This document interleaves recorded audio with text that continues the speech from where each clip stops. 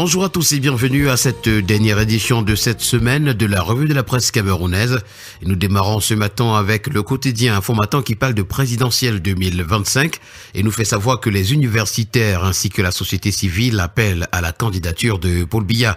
L'engagement à ce 24 février à Douala a été pris après une consultation exhaustive dans tous les campus, basiliques de la logique, les synagogues de la science et la métascience par voie physique et numérique. Nous avons également ce matin le quotidien Mutation qui en parle lorsqu'il titre « Candidature de Paul Biya, l'appel des universitaires et la société civile ». C'est à retrouver à la grande une ce matin. En petite une, Mutation parle également d'appel au changement. Le brûlot du Grand Nord est à retrouver. Industrie extractive, le Cameroun s'arrime à la norme 2023 et puis Université Inter-État en centre d'incubation inauguré à Sombelima. Nous poursuivons le périple de ce matin avec le quotidien bleu d'Aman Mana, le jour qui parle également de présidentielle 2025. Mais cette fois-ci, le journal nous fait savoir qu'un collectif du Grand Nord appelle à la rupture. Dans leur appel, les partisans du changement justifient leur initiative par la mauvaise gouvernance et ses corollaires depuis l'arrivée du renouveau au pouvoir en 1982. Industrie extractive également, le Cameroun vers un modèle de transparence. C'est l'information à lire ce matin en petite une. Nous poursuivons avec le quotidien Le Messager qui parle de l'affaire Aloïs Parfait-Voum. L'enfer de l'audition est le titre qui nous est présenté. Auditionné durant des heures hier pour incitation, violence et apologie du crime, le président national du Forum républicain attend au bureau de l'enquêteur du groupement de la gendarmerie territoriale de Yaoundé le sort qui lui est réservé. C'est une information à retrouver au complet à la page 3. On reparle de la présidentielle de 2025 ce matin avec le quotidien Vers Émergence. C'est le Grand Nord qui affûte ses armes activement. C'est à retrouver en page 5 ce matin. Réduction des accidents de la route. Que peut l'intelligence artificielle? Une interrogation à retrouver en page 2.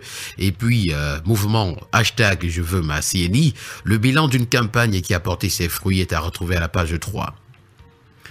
Le quotidien régional d'information du Nord Cameroun, l'œil du Sahel de Guibaï Gatama, nous amène dans les régions de l'extrême nord et du nord en nous présentant une alerte à de fortes chaleurs sur une dizaine de jours. En savoir davantage, c'est lié à la page 3 du journal. Avec Cameroun Tribune ce matin, on parle de terrorisme dans le bassin du lac Tchad.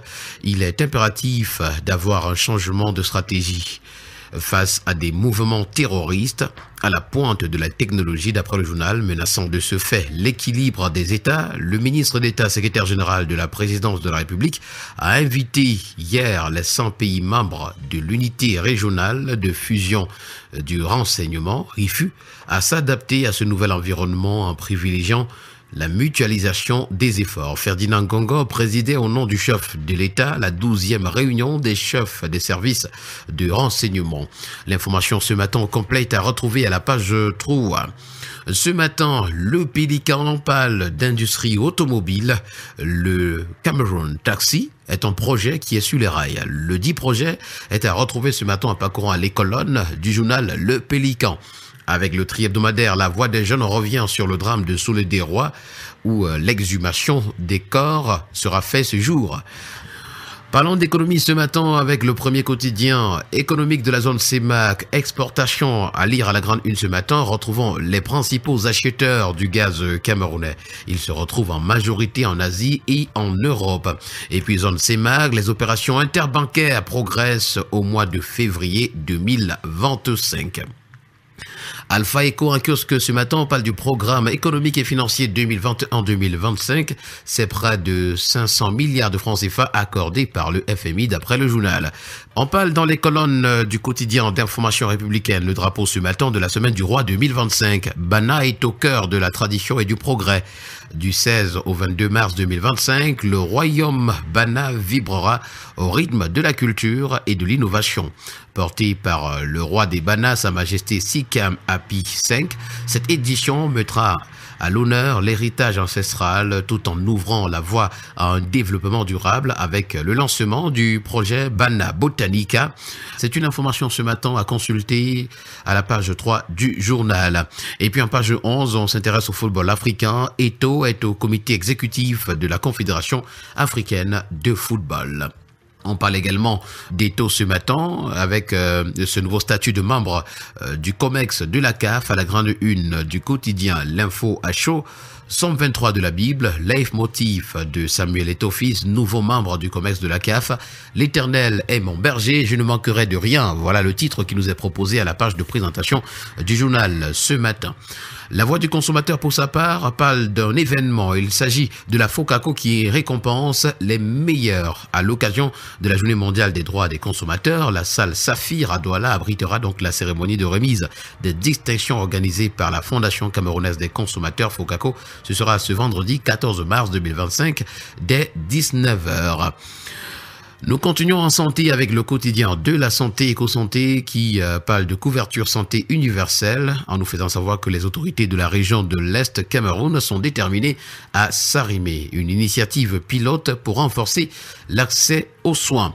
Santé maternelle et infantile également. Retrouvons un plan stratégique pour sauver des vies ce matin à la page 3. Et puis des pages 6 à 7, on parle de la schizophrénie qui touche près de 1% de la population mondiale.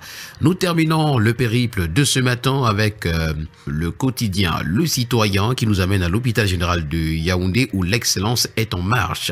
Et voilà qui a permis de mettre un terme à cette autre sortie, la dernière d'ailleurs de cette semaine, de la revue camerounaise de la presse. Merci à vous et au plaisir de vous retrouver semaine prochaine pour une autre édition. D'ici là, portez-vous bien, agréable week-end à tous.